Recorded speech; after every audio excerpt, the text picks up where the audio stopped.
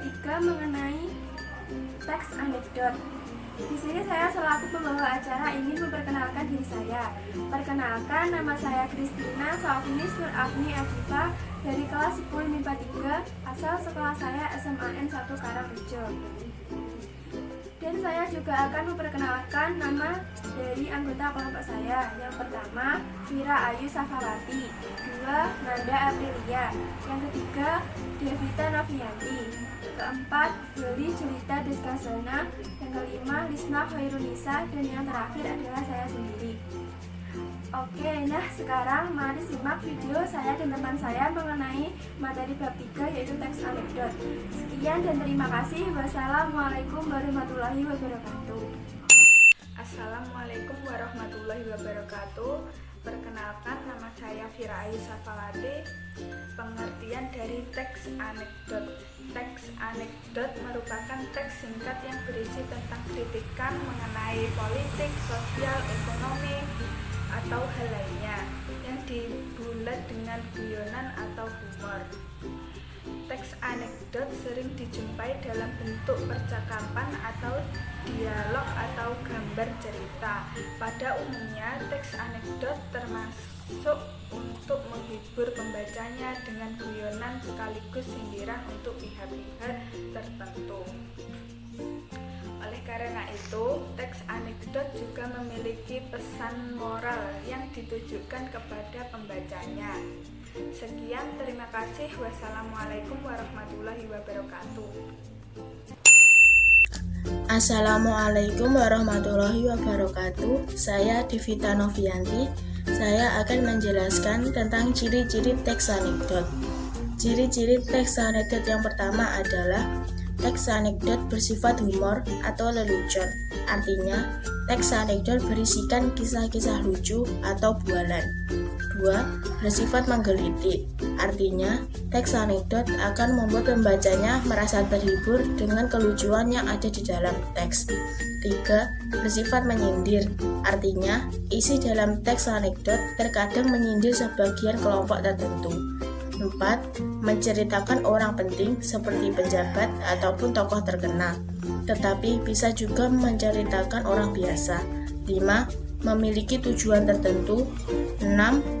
Kisah cerita yang disajikan hampir menyerupai dongeng, menceritakan karakter hewan dan manusia sering terhubung secara umum dan realistis. Sekian penjelasan tentang ciri-ciri teks anekdot dari saya. Bila ada salah kata saya mohon maaf. Wassalamualaikum warahmatullahi wabarakatuh. Assalamualaikum warahmatullahi wabarakatuh.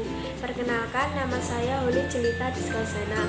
Saya akan menjelaskan struktur teks anekdot. Struktur teks anekdot ada 5, yaitu 1. Abstraksi. Abstraksi menjadi struktur teks humor paling awal yang ada dalam sebuah teks bernama anekdot. Abstraksi ditaruh di awal paragraf dengan fungsi untuk menggambarkan mengenai teks agar pembaca dapat membayangkan. 2. Orientasi. Orientasi merupakan awal kejadian pada cerita atau bagian yang menjelaskan latar belakang mengapa peristiwa utama dalam cerita dapat terjadi. 3. Krisis. Krisis merupakan bagian yang menjelaskan mengenai pokok masalah dengan warna unik juga tiada biasa. 4. Reaksi. Reaksi adalah bagian yang akan melengkapi berupa penyelesaian masalah menggunakan cara yang unik. 5. Koda. Koda merupakan bagian yang menutup cerita dalam teks anekdot. Terima kasih. Wassalamualaikum warahmatullahi wabarakatuh. Assalamualaikum warahmatullahi wabarakatuh. Perkenalkan, nama saya Nanda Aprilia. Di sini saya akan menyebutkan kaidah kebahasaan teks anekdot. Berikut adalah kaidah kebahasaan teks anekdot. 1. Menggunakan pertanyaan retorika atau kalimat pertanyaan yang tidak membutuhkan jawaban, seperti apakah kamu tahu? 2. Menggunakan kata kerja aktif seperti menulis, membaca, berjalan, dan sebagainya. 3. Disajikan dalam bahasa yang lucu. 4. Berisi peristiwa-peristiwa yang membuat 5. Terdapat sindiran. 6. Menggunakan konjungsi waktu seperti kemudian, setelah itu, dan lalu. 7. Menggunakan kalimat yang menyatakan peristiwa masa lalu. 8. Mengandung kebenaran tertentu. 9. Menggunakan kalimat perintah dan menggunakan kalimat seru. Demikian penjelasan mengenai kaidah kebahasaan teks anekdot dari saya. Jika ada kurang lebihnya, saya mohon maaf. Wassalamualaikum warahmatullahi wabarakatuh. Assalamualaikum warahmatullahi wabarakatuh. Perkenalkan, nama saya Risma Harunisa dari kelas 10 IPA 3. Saya akan membacakan teks anekdot berikut dengan judul resep yang mahal. Karena sakitnya tak kunjung sembuh, seorang pasien berobat ke tempat praktik seorang dokter.